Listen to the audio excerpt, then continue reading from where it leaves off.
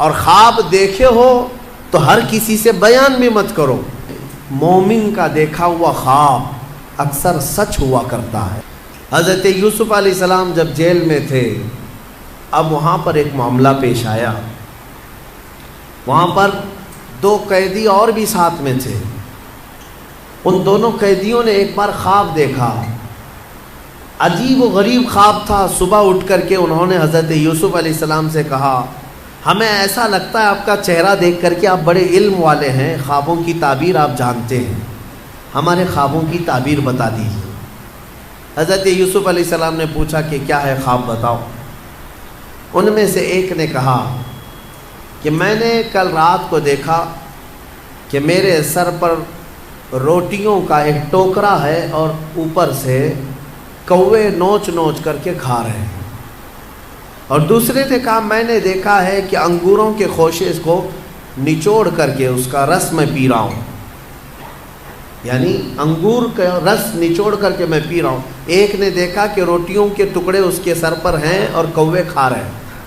یوسف علیہ السلام نے کہا دونوں کے خواب کی میں تعبیر بتاتا ہوں، لیکن یہ کب 7 سال ہو چکے تھے جیل کے اندر۔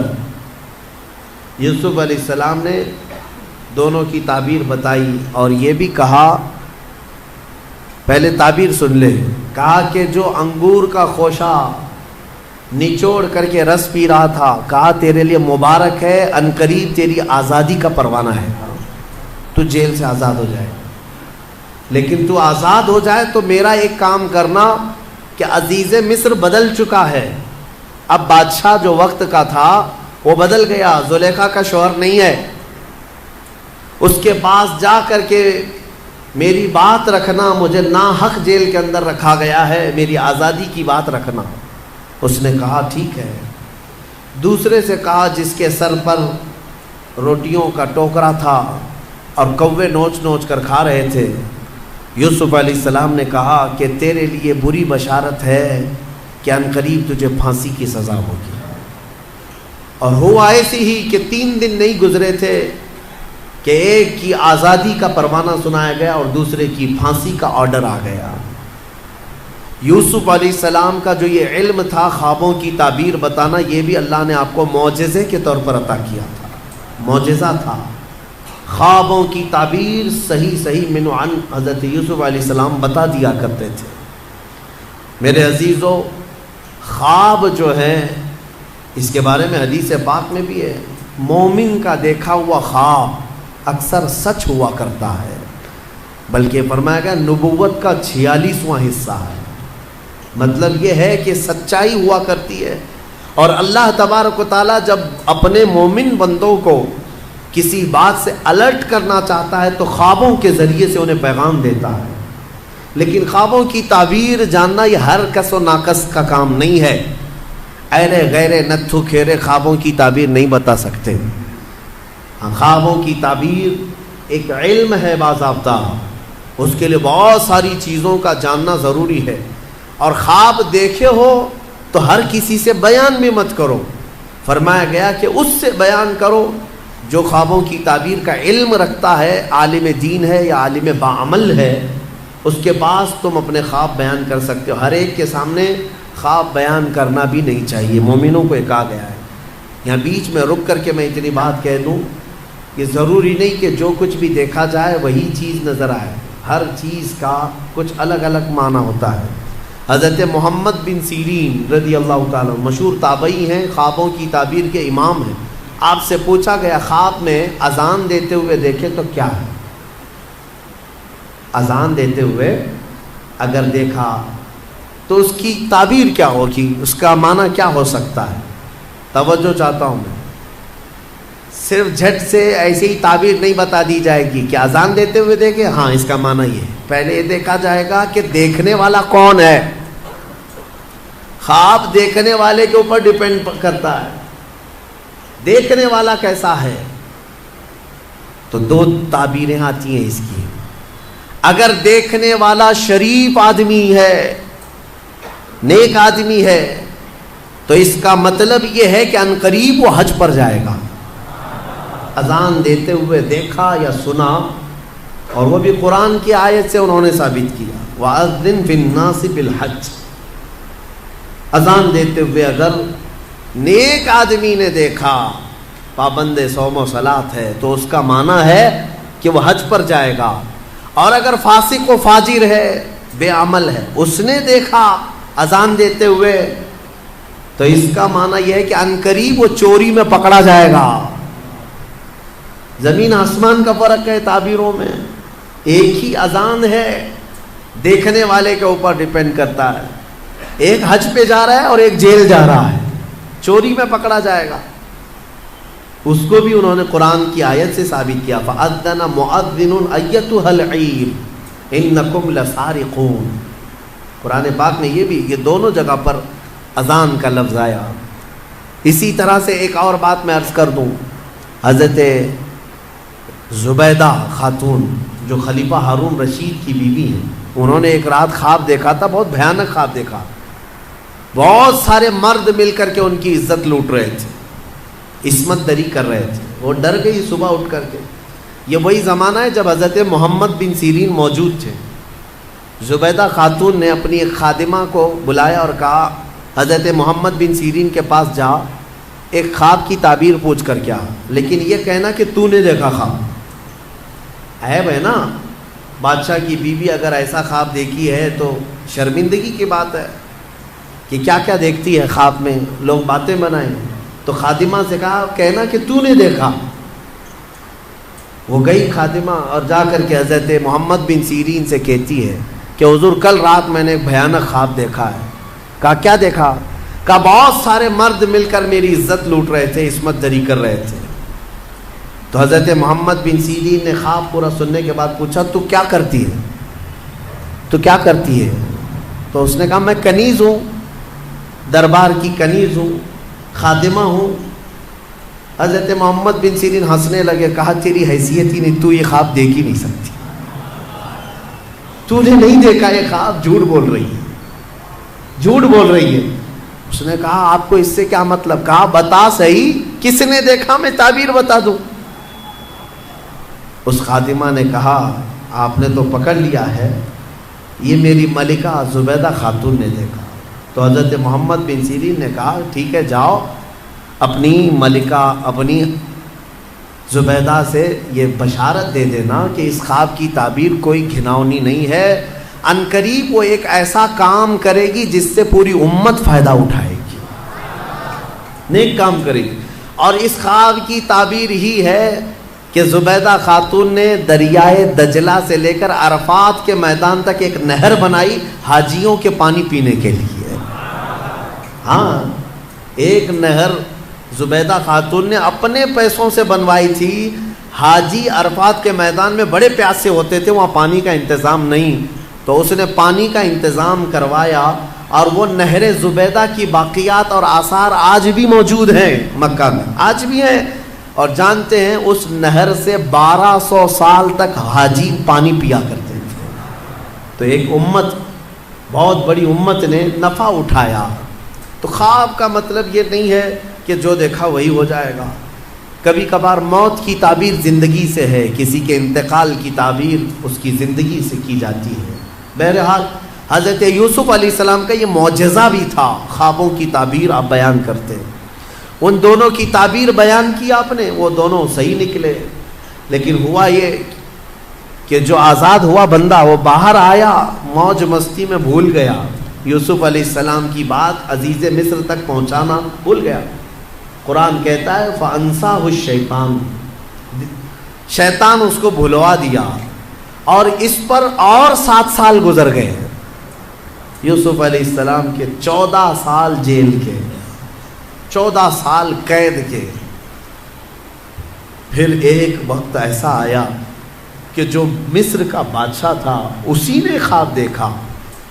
اس نے ایک عجیب و غریب خواب دیکھا، وہ پریشان تھا. دوسرے دن صبح اٹھا، سارے نجومیوں کو جمع کیا اور سب کو جمع کر کے کہنے لگا وقال الملك انی ارى 7 بقرات سمان یاکلهن 7 عجاف و7 سنبلات خضر واخر یابسات. کہتا ہے کہ کل میں نے عجیب و غریب خواب دیکھا ہے، 7 بھینسیں موٹی تازی اچھی خاصی 7 بھینسیں دیکھا، اور پھر 7 گھاس کے جو اوٹ ہوتے ہیں، 7 ہری ہری گھاسوں کے اوٹ تھے، اور پھر 7 سوکھی گھاسوں کے اوٹ۔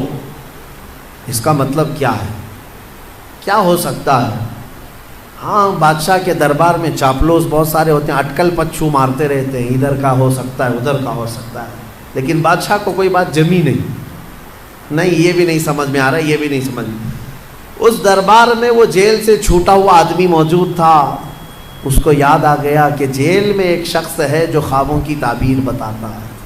بادشاہ سے کہا جیل میں یوسف نام کا ایک جوان ہے جو پچھلے 14 سال سے قید میں ہے، اور اس نے مجھے پیغام بھی بھیجا تھا آپ کے نام، میں بھول گیا، اور وہ خوابوں کی صحیح تعبیر بتاتا ہے۔ پچھلے کسی عزیز مصر نے اسے قید کر دیا تھا، تو بادشاہ نے حکم دیا کہ یوسف علیہ السلام کو آزاد کیا جائے اور انہیں لایا جائے۔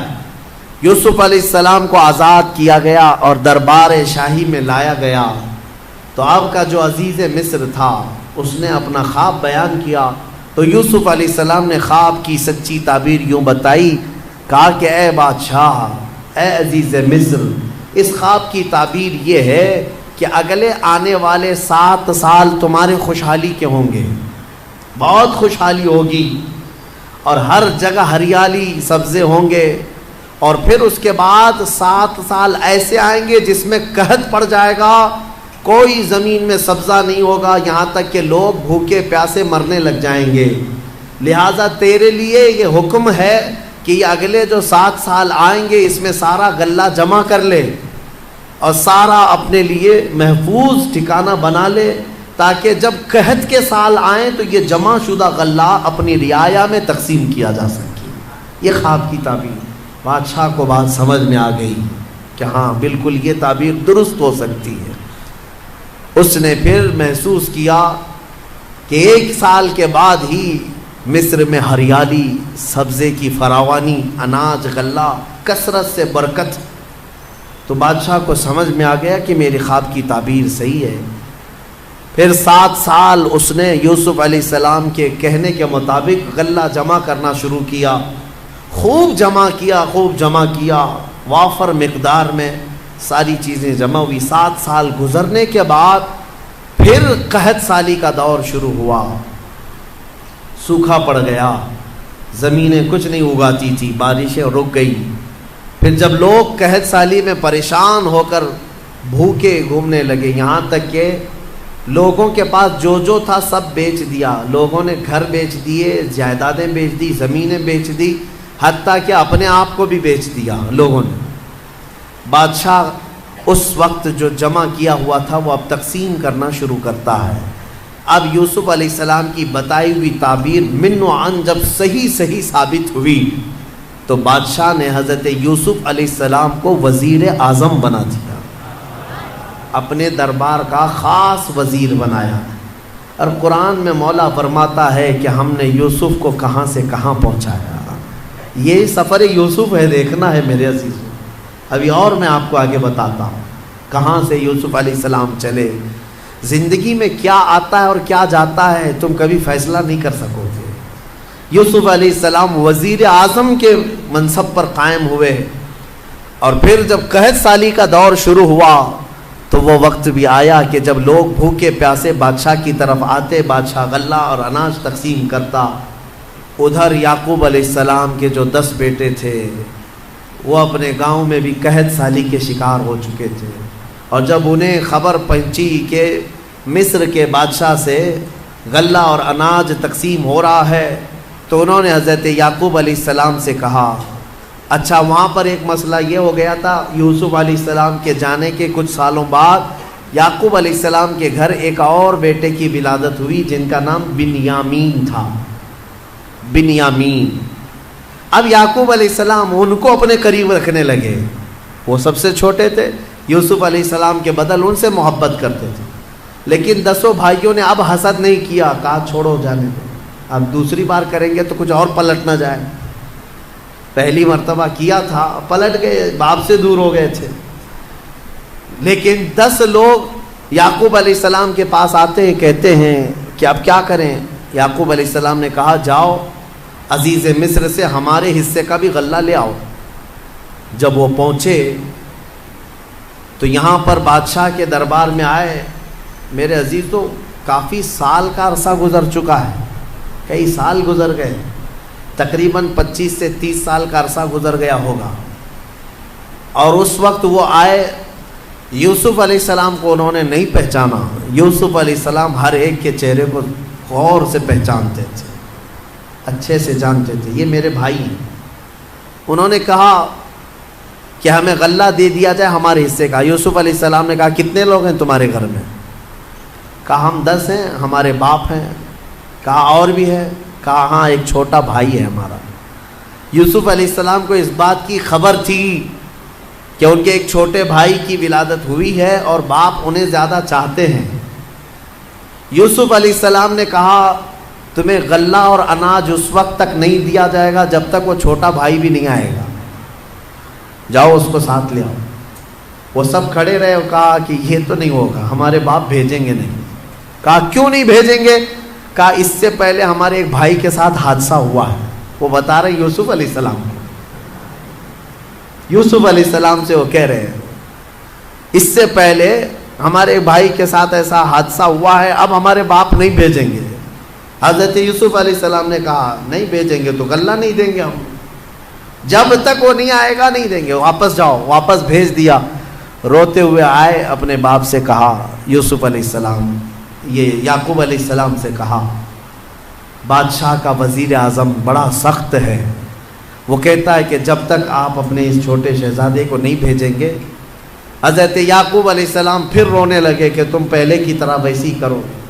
سب قدموں میں گر پڑے، کہا اب ہمارا یقین کرے، ہم اس بار ایسا نہیں ہونے دیں گے۔ یعقوب علیہ السلام نے اپنے چھوٹے بیٹے کو بھیج دیا ان کی باتوں پر، بنیامین کو لے کر کے آ گئے۔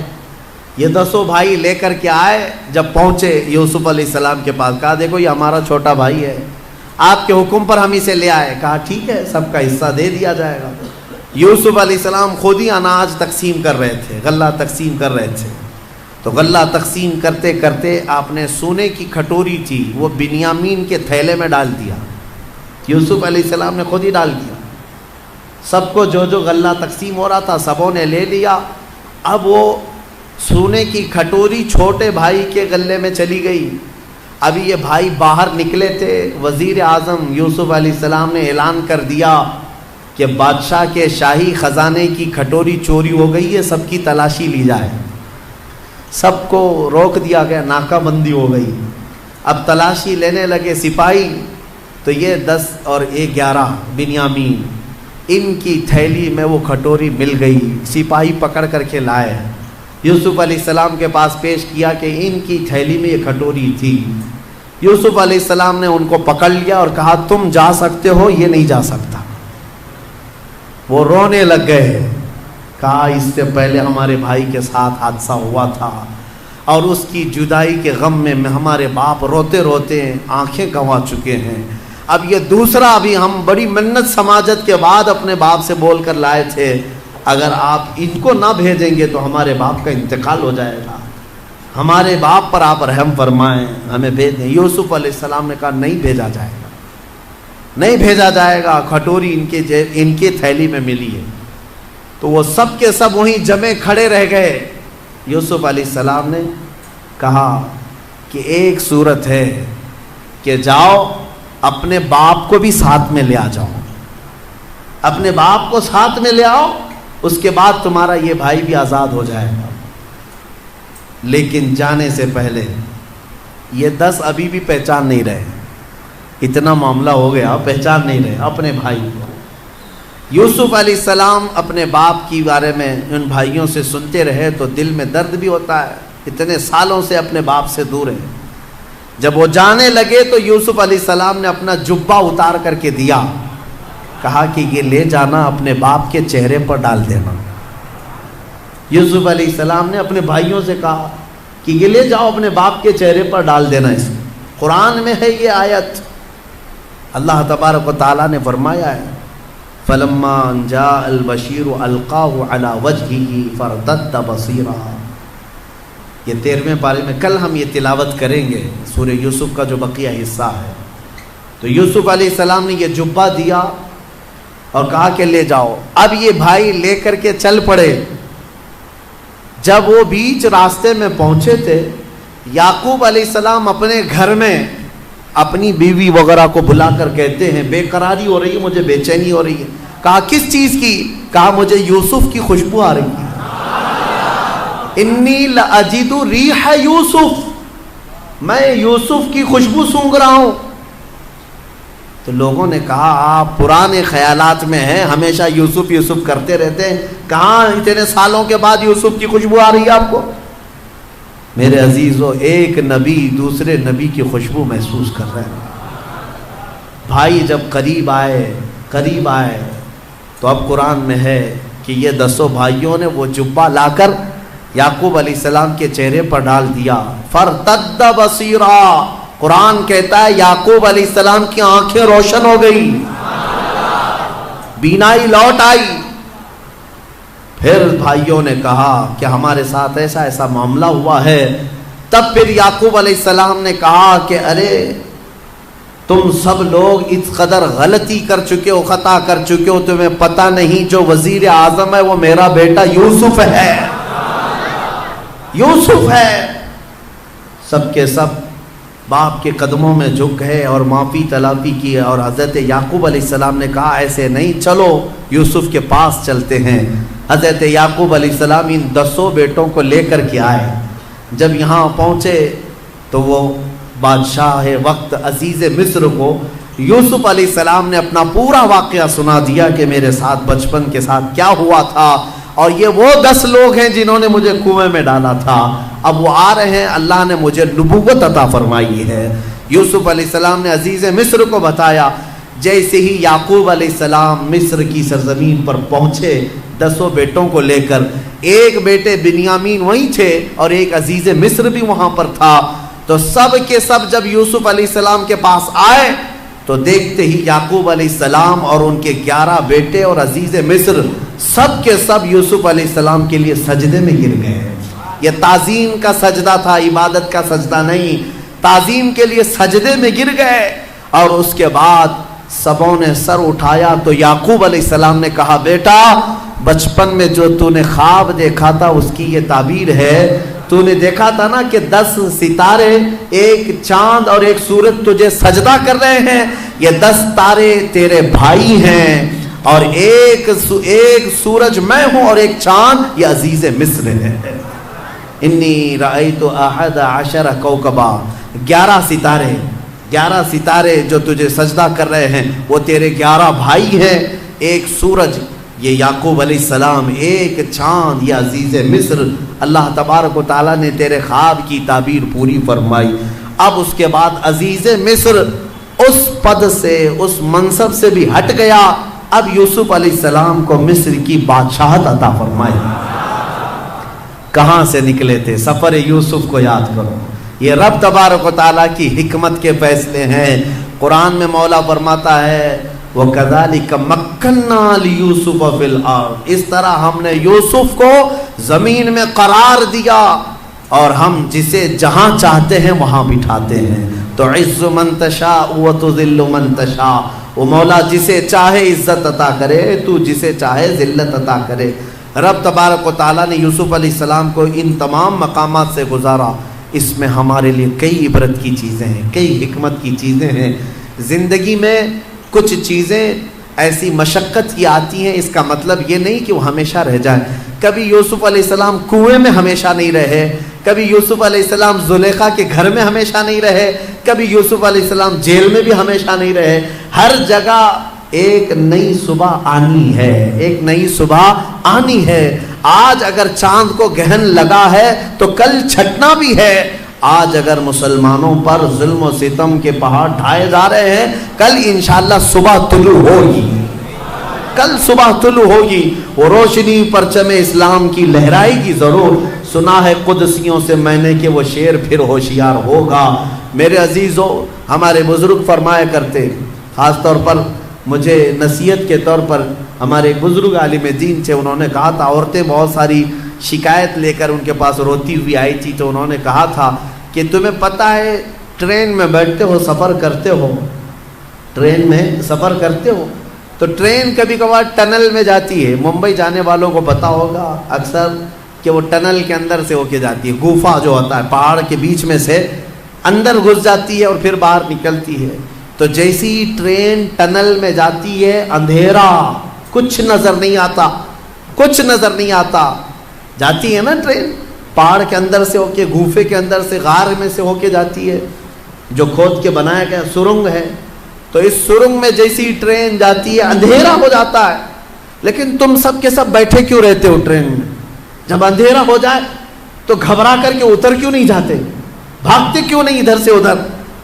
ہر پیسنجر کو یہ معلوم ہے ڈرائیور چلا رہا ہے، نکالے گا باہر، ڈرائیور ٹرین چلا رہا ہے، تھوڑی دیر کے بعد یہ اندھیرے سے باہر نکالے گا۔ تو فرماتے ہیں ہمارے بزرگ کہ اے نادان ڈرائیور کے، ٹرین کے ڈرائیور پر جب تجھے اتنا بھروسہ ہے کہ وہ ٹنل کی اندھیریوں سے نکال سکتا ہے، تو اس رب الارباب پر کیوں نہیں یقین ہے جو زندگی کی اندھیریوں سے نکال کر تجھے اجالے میں ضرور لائے گا۔ ایک دن آئے گا جب تو اپنی مصیبتوں اور مشقتوں سے نکلے گا اور پھر اجالا ضرور دیکھے گا۔ کوئی